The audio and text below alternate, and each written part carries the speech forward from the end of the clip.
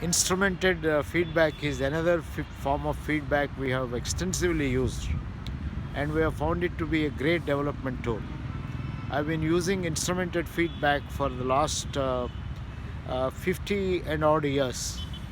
In the earlier stages, we used instrumented feedback by using instruments like social reaction inventory, which measured locus of control and tolerance for ambiguity, and uh, FIRO-B, of course, in recent times, MBTI. All these are very useful tools. In instrumented feedback, you start with an instrument which is a psychometric, normally a psychometric test, and administer the psychometric test and give feedback to the individual after the individual takes the tests, and classify the individual on the basis of the personality or psychometric dimension it measured.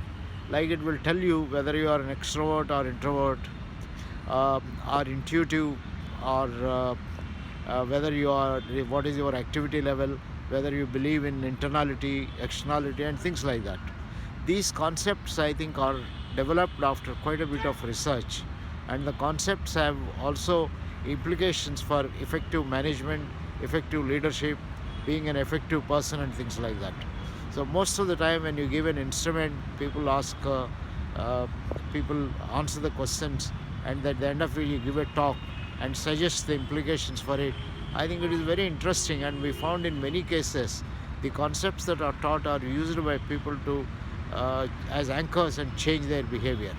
For example, when you administer MBTI and somebody discovers he or she is an introvert or an extrovert, and also matches the kind of job one is doing, one starts feeling a little more comfortable that he is more of a introvert, and therefore in the current job requires him or her to be a lot more outgoing, networking, and so on, and therefore feels that there is a little bit of a nature, and he need not feel uncomfortable at the end of the day for not having mixed with people and things like that, and so on, and feels more at ease with oneself, and starts using these data to become more effective. Or alternately, the person may make some extra effort to network with people, and so on. So we found instrumented feedback to be a very, very potential and useful feedback. However, the limitation of instrumented feedback is that instruments themselves have to be validated, instruments are limited, and instruments may not cover all that you want to get covered in whatever you are interested in, or whatever job that you are doing, and things like that. We don't have a total lot of instruments, but I think there are very good tools. For example, Uday Parikh has contributed a good deal to our understanding of ourselves, our roles, our teamwork, and things like this, through his book on handbook of instruments for trainers in HRD and OD. This particular book gets you to use instruments in a very simple way and get a lot of benefit from it. This can be used by anybody who has a little bit of process facilitation understanding, a little bit of psychology background. Go through the book and you can use it. Similarly, Pfeiffer and Jones use it to publish Handbook of Structured Experiences in Human Relations. Later it became the University Associates Handbook, and now I think some others publish it, but I think these are very useful tools. Every year an annual handbook of facilitators comes, and this book gives how to administer a test, how to get instrumented feedback, and also gives a whole lot of other exercises and so on. So friends, instrumented feedback is a potential tool. It's a wonderful tool to get concepts into the heads of people, and use concepts to bring about change in behavior.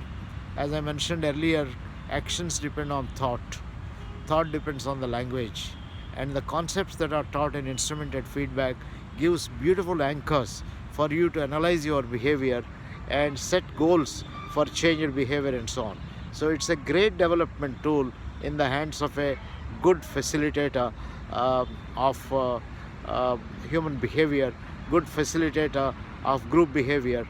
And before I close, I also want to say instrumented feedback also is used as a good organization development tool.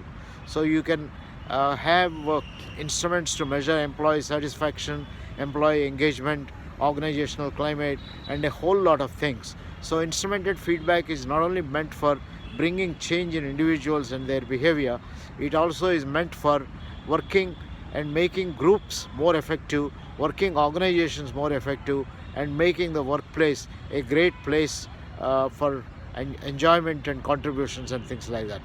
So do get to read some of the books, and I would particularly suggest you to read my book on managers who make a difference.